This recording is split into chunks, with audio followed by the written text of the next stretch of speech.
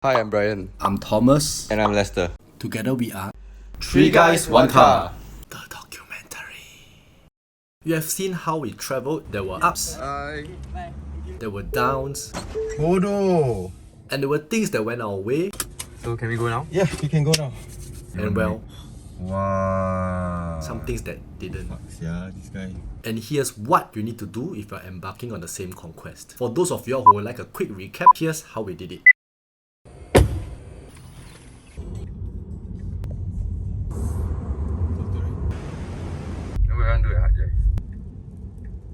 What the? Bro, Songkla lah. Iced. Gourmet enough for you or not?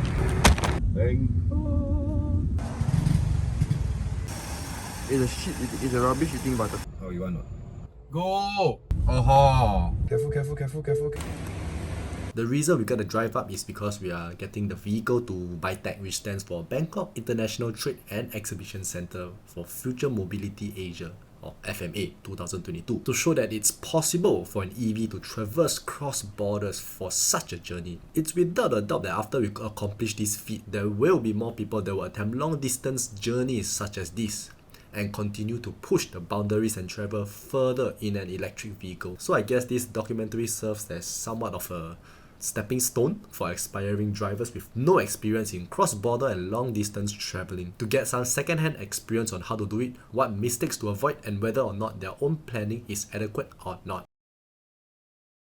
There are some rules that we strictly follow because safety always comes first and nice guys always come last. The first thing is that we will only travel within daylight hours and have the vehicle parked for the night by sundown. Driving in an unfamiliar territory or terrain requires you to be able to pick up every single information available to your five senses, so you wouldn't want to get lost or get your ass handed to you by a pothole out of nowhere. The second rule is to ensure that the vehicle is constantly at healthy charge levels. The priority is not how fast you complete your journey, so it's always advisable to charge your vehicle to a comfortable level. You don't want to be stuck in the middle of nowhere with no data and no way to contact a tow truck. You can't just, lug 2 cans of petrol back from the gas station like traditional vehicles. To give a good gauge, we planned each charging checkpoints in between 150 to 200 kilometers in between each other. In total, we traveled 2014 kilometers in the span of 4 days, utilizing 14 charging stations. It's definitely possible to reach Bangkok faster, but we decided to evenly space out our days traveling to minimize the possibility of any unnecessary and avoidable problems. We left early because we were anticipating a jam due to it being Hari Raya. But I guess we played ourselves because there was no jam at all. I guess those who needed to be across the border for Hari Raya, they have already crossed the border, so our journey was smooth. Well, hindsight is always 2020 lah. It's really simple to cross the border, whether it's in Woodlands or Second Link checkpoint as a Singapore registered vehicle. But just in case you are wondering what to prepare post-COVID, here is a list. Vaccination certs, vehicle insurance. You have to clarify this with your current insurer in Singapore. Personal travel insurance. I mean, technically you don't have to lah, but then why not, right? Touch and go card or app. VEP confirmation letter or the RFID tag. Our biggest hurdle is the uncertainty of charging infrastructure in northern Malaysia and across the border in southern Thailand. So any opportunity for charging was taken due to the lesser number of DC chargers available. AC charging during the day will be detrimental as it will mean that a huge chunk of our time is being eaten away for charging, and that will mean that we will have lesser time to travel. It's also important to note that while we are planning our trip, we realize that North Malaysia, they do not actually have DC chargers widely available as compared to Southern Malaysia. Payment for charging is still done by time of utilization, which means that they will charge you by the minute lah. So when you all are charging, you all need to be mindful that for the final 20%, you will typically see the charging profile decrease and taper off. It's not that bad of an idea to, disconnect earlier. If not, you might face a roughly 30% increase bill just for topping up the last 20%. The last big hurdle that remains is how the unification of platforms will take place, because as of right now, there are multiple different mobile apps and counting lah. If there are 10 different platforms, right, means you got to download at least 10 different apps. So one might face some issue with signing up for app utilization in the neighboring country, and then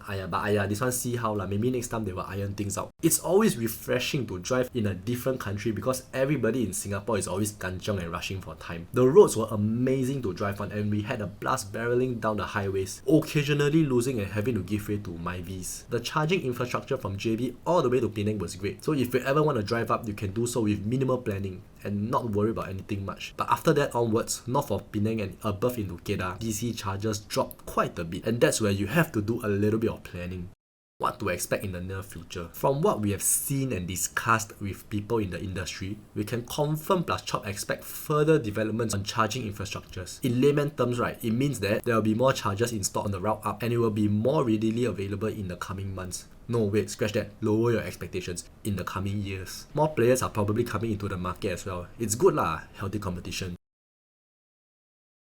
By far, this is the most important part if you are driving a Singapore registered vehicle. Many people before us have already been turned away because they don't have the available documents on hand. Furthermore, there's no one official channel to get your reliable information on, so you better pay attention for this part.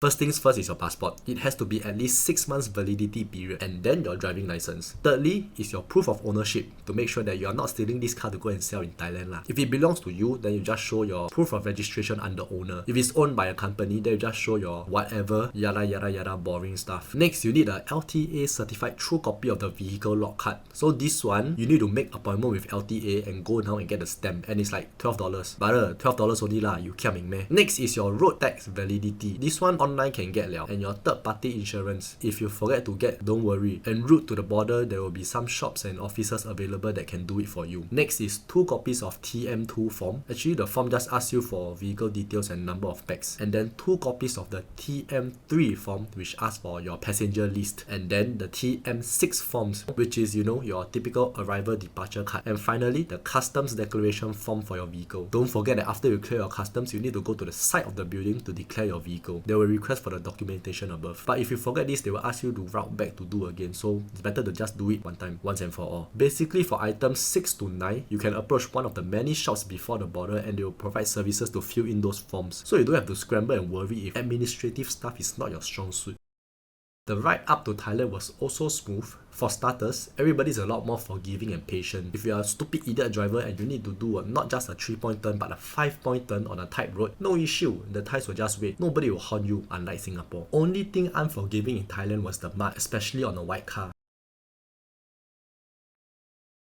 OR EV Station Plus offers free charging, which at first might sound like a good thing, but because it's free, it's always heavily utilized and it's really difficult to book for a time slot. And thus, you might not be able to have access to the chargers in your planned route. Some chargers planned on other journeys were actually on the opposite side of the highway. It's still accessible via U-turn, but sometimes the U-turns are really very far away and you need to U-turn back again to continue your route. So you gotta keep a lookout for those kind of possible constraints while planning your journey. We gotta admit that Thailand's infrastructure surprised us greatly with the wide availability of DC charging stations that spreaded throughout the highway. The DC chargers were really cheap compared to Singapore prices, as you can see, and there's always something interesting at every charging station, whether it's the flora, fauna, scenery or view. We mainly use PEA Volta or PTTOR due to the accessibility of DCs available along the highway and their power rating. Looking at other CPOs after arriving into Bangkok, we concluded that it was plentiful. While it might be free now, the PTTOR announced that they will begin charging as of 1st August 2022 with 2 separate prices, peak and off-peak, and here are the prices. You can pause and take a look, take a screenshot or whatever if it helps. Generally, here are the problems that we face in either or both countries. People who know it's a charging spot but they just park, aka iced. People who don't know it's a charging spot and then they park. Charger not working. Booked by other people but then they never use. So here's a breakdown of our journey. Total time taken, 4 days. Total distance travelled, 2,014 kilometers. 14 charging sessions for the whole trip, of which 11 of them are DC chargers. As compared to internal combustion engine, which would take around 4 full tank pumps to do 2,000 kilometers, give or take. I don't know how much it costs, I'm too poor to own a car, so the total cost of charging for this trip amounted to $45.71. But do keep in mind that this is because PTTOR charging stations leading up to Bangkok was free. As mentioned previously, they will begin charging in the future. Anyway, we need to recalculate the cost of charging because $45 is not realistic. A more realistic cost for future will be around 75 to 80 give and take. The experience of traveling this journey gave us the confidence to assuredly say that the charging infrastructure and the capability of the vehicle is reliable and instills confidence in us. In other words, we're not scared anymore if we need to do this trip again. The journey can definitely be completed in 3 days or less if you're more gung-ho lah. If you just YOLO through all the charging stations. But back to the original mantra, it's not about how fast you complete your journey, it's the friends and experience you make along the way. End of the day, this trip is taken more for the sights and stops along the way. So if you really want to go to Bangkok, right, catching a flight there is still better. Once again, I'm Brian. I'm Thomas. And I'm Lester. Together we are 3 guys, 1 car.